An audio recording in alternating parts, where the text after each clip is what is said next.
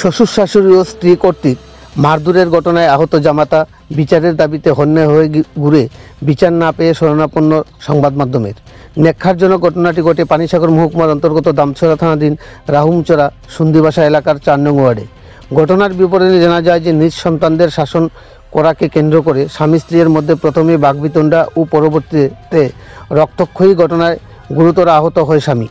জানা যায় যে বিগত 2014 সালে ওই এলাকার বাসিন্দা পেশায় বাইক মেকানিক মোহাম্মদ নিজামুদ্দিন পিতা মোহাম্মদ আব্দুল লতিফ এর সাথে ইসলামিক শরীয়ত মতে সামাজিক রীতিনীতি মেনে বিয়ে হয় একই এলাকার বাসিন্দা মোহাম্মদ আব্দুল মুসলিমের কন্যা মুসা ফাতিমা বেগমের সাথে।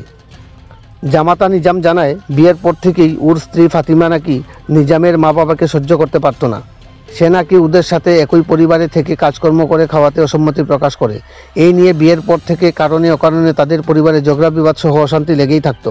এর মধ্যে তাদের পরিবারের এক এক করে জন্ম নেয় চারটি কন্যা সন্তান। একটা সময় স্ত্রী কর্তৃক অশান্তিতে অতিষ্ঠ হয়ে নিজাম স্ত্রী সন্তানদের নিয়ে চলে যায় ডিমাপুরে, কিন্তু সেখানে গিয়েও স্ত্রী ফাতেমার মাত্রাতিরিক্ত অশান্তির কারণে অতিষ্ঠ হয়ে পুনরায় ফিরে আসে নিজ বাড়ি সুন্দিবাসাতে। তবে স্ত্রী ফাতেমা স্বামীর বাড়িতে যাবে না বলাতে নিজাম বাধ্য হয়েই পরবর্তী শ্বশুর বাড়ির জায়গাতেই ঘর নির্মাণ করে সংসার পাতেন। এতেও নিজামের ভাগ্যে কোনো পরিবর্তন ঘটেনি। ফাতেমা ও ওর মা আমিনা খাতুন ও বাবা আব্দুল মুসলিমের আশকারা পেয়ে নাকি স্বামী নিজামের উপর পাশবিক অত্যাচার শুরু করে বলে অভিযোগ জানায় নিজাম। এমত অবস্থায় বিগত 24শে মার্চ দুপুর আনুমানিক 12টা নাগাদ নিজ সন্তানদের শাসন করাকে কেন্দ্র করে স্ত্রী ফাতেমা নাকি অতর্কিতে উত্তেজিত হয়ে স্বামী নিজামের মাথায় রান্নার হাতা দিয়ে সজোরে আঘাত করলে নিজামের মাথা ফেটে গিয়ে রক্তাক্ত অবস্থায় চিৎকার করে মাটিতে লুটিয়ে পড়ে। ওর আত্মচিৎকারে ছুটে আসে পার্শ্ববর্তী বাড়ির লোকজন। নিজাম জানায় স্ত্রীর আঘাতে মাথা ফাটা অবস্থায় শাশুড়ি আমিনা খাতুন তাকে জড়িয়ে ধরে রাখে এবং শ্বশুর আব্দুল মুসলিম ও স্ত্রী ফাতেমা ওর উপর সংঘবদ্ধ আক্রমণ চালায়। এতে গুরুতর আহত অবস্থায় নিজামকে জলাবাসা প্রাথমিক হাসপাতালে নিয়ে আসে পার্শ্ববর্তী এলাকার লোকজন। পরবর্তীতে ওই দিন রাত্রিতেই নিজাম বাড়ি ফিরে গিয়ে দেখতে পায় ও ঘরের দরজা জানলা সব খোলা এবং ঘরের মূল্যবান নথিপত্র সহ আসবাবপত্র ও নগদ 15,000 টাকা নিয়ে বাবার বাড়িতে চলে যায় সন্তান সমেত স্ত্রী ফাতেমা।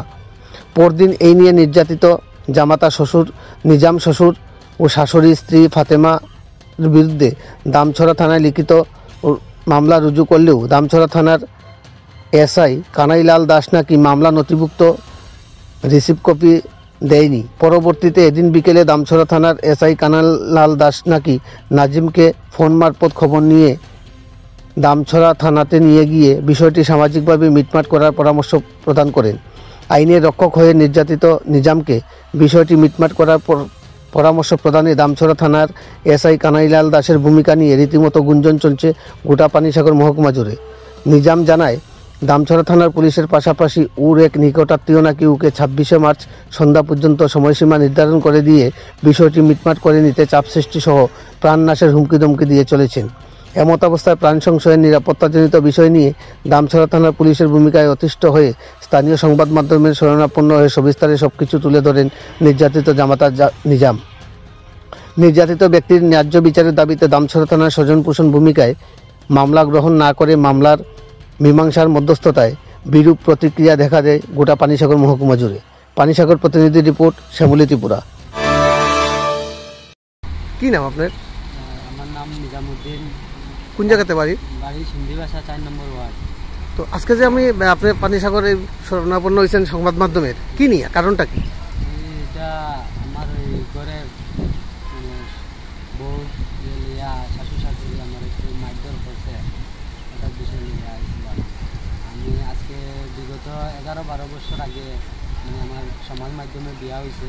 হওয়ার পরে তো একদিন অবশ্য বালা গেছে। কোন জায়গাতে বিয়া করছেন? শ্বশুরবাড়ি কোন জায়গায়? এই সুন্দিবাসা 4 নম্বর ওয়ার্ড। একই এলাকাতে? একই এলাকায়। আর শ্বশুরের নাম হলো আব্দুল মুসলিম আর আমার ওয়াইফের নাম ফাতিমা বেগম। বিয়েটা সামাজিক মতো হয়েছিল? বিয়াটা সামাজিক মতো। এরপরে কি হয়েছে? বিয়ার পরে তো কয়েকদিন গেছে ভালো, মানে বিয়া। এরপরে আমার বউয়ে মা বাবার লোকে থাকতে চায় না, এরকম হইয়া পরে আমি তাইলে ডিমাপুর লিয়া গেছি। এখানে গিয়া ফুলাফান স্কুলে ভর্তি করিয়া এখানে 2-3 বছর থাকছি। এখানেও তাইনের হয় না। তারপরে কিটা করলাম যে তাইনের মার এখানে আনিয়া রাখলাম, যে যারা জ্বলা যন্ত্রণা করে যখন মার সামনে থাকলে দেখক মা বাবায় যে যে আমি কী করি না করি রাখলাম। রাখার পরে তো সেদিন 24/3/2025 বেলা 12টার সময় যে আমার ছোটো বাচ্চা দুইটা একটু করছিল, তো আমি দুইটা বাচ্চা শাসন করার লাগিয়া আইয়া আমার বউয়ে মাথাত আমার যে আটা দিয়া আঘাত করছে, 2-3 বাড়ি মারছে। তারপরে আমার শাশুড়ির দড়ি আমার শ্বশুর কিছু মারধর করছে। তো মেইন উদ্দেশ্য তারা হইলে যে ওই যে তারা মাইয়া যে কয় যে আমি কী বলে অশান্তি করি, তা ওরকম কয় ওই মানে ওই টার্গেট লিয়া মানে আমার গত 24/3/2025 আমার তারা মিলিয়ে মারধর করছে। মারধর করার পরে আমি তো মানে হসপিটালে আইয়া পড়ছি। হসপিটালে আওয়ার পরে ধরো আমার স্যালাইন দিয়েছেন ডাক্তার সাহেব, দেওয়ার পরে ইঞ্জেকশন মাথা মধ্যে 3টা সেলাইও দিয়েছেন। দেওয়ার পরে আমি থানাতে গেছি। যাওয়ার পরে থানাতে মুখে কোন থানাতে? সরি দামছড়া থানা গেছি। তো মুখে যে কইছি স্যার ওরকম আমাকে একটা রকম হয়েছে সরি। আর ওই লগে লগে আমি ফোন করেও কইছি থানাতে। তারপরে আমি গিয়াও হসপিটাল থেকে ছুটি পাইয়াও আমি গেছি আগে থানাতে। যাওয়ার পরে থানাতে মুখে কইছি যে ওরকম আসল বিষয়। দারোগাবাবু কোশ্চেন কালকে তুমি একটা লিখিত কাগজ নিয়ে আইও। তো আইও করার পরে আচ্ছা করে আমি গেলাম পরে প্রথম ঘরে গিয়ে দেখি ঘরের একটা জিনিস নাই।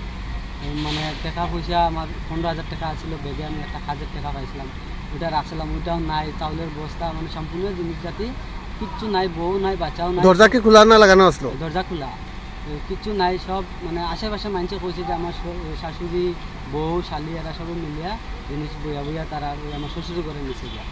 আর আমার ওই ব্যাগে একটা আপনার যে ঘরটা বানাইছেন শ্বশুর বাড়ির দূরত্ব কতটুকু হইব? না আমি আমার পাশাপাশি হ্যাঁ আমার মা বলে থাকে না, এর লাগে আমার শ্বশুরের জায়গাতেই ঘরটা বানানো। তো মানুষ কইছে যে জিনিসগুলা আমার শ্বশুর শাশুড়ি শালি এরা বইয়া নিয়ে আমার বউ তারা বাড়িতে নিয়ে তারা বাড়িতে নিয়ে রাখছে। রাখার পরে আমি কইলাম আমার এখন আমি তো যেতাম পারি না, খালি আমার তো এখন আমরা দুজন বিবাদ, তো আমার শ্বশুর শাশুড়ির লোক আমার একটা বিবাদ, আমি তো যেতাম পারি না। আমি কী করছি আমার ভাই একটারে পাঠাইছি, কইছি তুমি কাজ করো। ওই যে মধ্যস্থে একজন মুরব্বী আছিল, আমি হসপিটাল যাওয়ার আগে মুরব্বীরে কইছিলাম যে আমরা আব্দুল মতলিব কই আমার কাকাও তাই না, কাকা শ্বশুরও তাই না, একজন গার্মেন্টের একজন মুরব্বীও। তাইনাও কইছিলাম যা বেটা হসপিটাল যা, তোর জিনিস কেউ ছুঁতো না। তাইনার আশায় আমি থইয়া গেছিলাম সব জিনিস হসপিটাল। কারণ আবার পরে দেখি যখন জিনিস নাই তখন বাইরে কইছি সব নিচে গিয়া। আমার বাইরে কইছি কাজ করো, ওই যাও কাকার কাছে গিয়া কই রবালা চলো একবার যাইতাম, গিয়া দেখতাম ওই ব্যাগের টাকা আছে বলে, ওই টাকাটা লইয়া ওই লেবার শিয়াবুদ্দিন কইয়া একজন তাই কাজ করছিল, মানে আমি একটা কাজ করাইছিলাম। আর রিয়াং করে একজনও আছে, ওই কাজের পয়সাটা দেওয়াই তো ওই ব্যাগে পয়সা আছে। আমি একলা গেলে তো মানুষ আমার বিশাল নেশা করবো, চলো কইয়া ওই কাকারে লইয়া আমার বাইক গেছে। গিয়া দেখে ঘরে কিচ্ছু নাই, ব্যাগও নাই। তো নাই হওয়ার পরে তো আমার বাইয়ে মানে এখান থেকে ফোন করছে, ফোন করার পরে কইছি তে হইলে কাজ করো, কাকারে কও ওখান থেকে কিতা করা। তো তাই নিয়ে গিয়ে জিজ্ঞার বিচার করছে, তারপরে আর নাই পাইছি না। যাক পরে আমি আবার যেখানে তারা অস্বীকার করছে, হ্যাঁ তারা অস্বীকার করছে, মানে জিনিস নিচে পাইছে, নিচে হইলেও টাকা পাইছে না। হ্যাঁ টাকা পাইছে না। আচ্ছা গেল পরে আমি থানাত গেছি। কত টাকা আসলো ব্যাগে? 15,000 টাকা। পরের দিন আমি থানাত গেছি, এই 25/3/2025 লিখিত কাগজ লিয়ে থানাত গেছি। যাওয়ার পরে বিস্তারিত সব কইয়া আমরা ওই যে কানাইলাল দাস যে স্যার সেকেন্ড ওসি তাইনার কাছে কাগজ দিছি। তাই না কইছেন আচ্ছা এটা আমি দেখি আর কইয়া আমার এরপরে কইছেন ডাক দিছেন যে আও তোমরা একবার থানাত। তো আমি গেছি থানাত। যাওয়ার পরে আমরা কইছেন তো এটা মিছিল করতাম কইয়া হু পার্টিরও তাই দেখাইছে। দেখাইয়া তো পরে মিছিলে বইছেন, বইয়া তো দারোগাবাবু ফোন করে আপনারা নিয়ে নিয়ে কইতাছে যে এটা মিউচুয়াল করে লেওয়ার লাগিয়া, মিছিল করে লেওয়ার লাগিয়া। তারপরে তো বইছি, বইয়া তো আলাপ আলোচনা করা হয়েছে। তে ওই যে আমার যে মারছে এটারও আমি কোনো কিছু মানে আমার কথা লেগে আমারে মারছে, এখন তো বউ আমার ঠিক আছে, এগুলো মারার পরে তো একজন যেও মারক একটা মারার পরে এটা তো এখন আসামি, প্রথম তো আসামির বিচার দেওয়ার পরে তো আমি কইছি না যে আমার বউ আমি সারমু বা ইয়ে করমু, বরং ওই থানার মাঝে গিয়ে আমার বউয়ে ডাইরেক্ট বড়বাবুর সামনে, ওই কানাইলাল স্যারের সামনে বা এবং আমার শাশুড় শ্বশুরি কাকা সবের সামনে আমি স্বামীর লগে আর থাকতাম না খাইতাম না এরকম অনেকবার কইছে। এটা হয়তো আমার কথা মিথ্যা হইলেও থানাত নিশ্চয়ই সিসিটিভি থাকবো, এখানে প্রমাণ পাওয়া যাবে। অতটুকু ইয়া পরে আর সবটা মাতিয়া পরে আমি মানছি না, না মানিয়া না আমি এটা। আপনি কেসটা জমা দেওয়ার পরে তারা আপনার যে নকল যে কপি যেটা কয় রিসিভ কপি এটা দিছে নি? না এটা দিছে না, এটা পরে দিবা কইয়া আর দিছে না, পরে তুমি চলে যাইতা কইছিলা। এরপরে কি হইছে? এরপরে তো ওই তো ওরকম ইয়া এরপর তো বেশি এখন যখন ওইতো নাই তারা পয়সার কথা শিকারায় না, জিনিসপত্র নিচে এটা শিকারায়, এরপর আমার বউ যে মারছে তাইও শিকার আইছে, আবার আমার শ্বশুরও মারছে শিকার আয় না ওরকম আর এখন বলে আজকে 26/3/2025 বিকাল পর্যন্ত আমি যদি মানে জানাই না যে কী করবো না করবো ওই বিষয়টা লইয়া ওই আমার বাইরে একজন তাই না কইছে যে আজকে বিকালকে যদি কী হয় জানাইতাম। এখন তাই না কথাবার্তা যে বুঝা গেছে যদি আমি কি হইব না জানাইতে আমার উপরে হয়তো তারা মিথ্যা মামলা করতে পারে। মিউচুয়ালি শেষ করলে চাপ দিতে আছে এখন, মিউচুয়ালি যদি শেষ না করি তাই আমার উপরে মিথ্যা মামলা করবো না। এখন কি চাইতেছেন আপনি? আমি তো ওইটাও মানে একটা সুস্থ বিচার চাই যে আমি আজকে মায়ের খাইছি, আজকে আমার জায়গাত যদি আমার বউরে আমি যদি এরকম করতাম আজকে তো আমি কইতে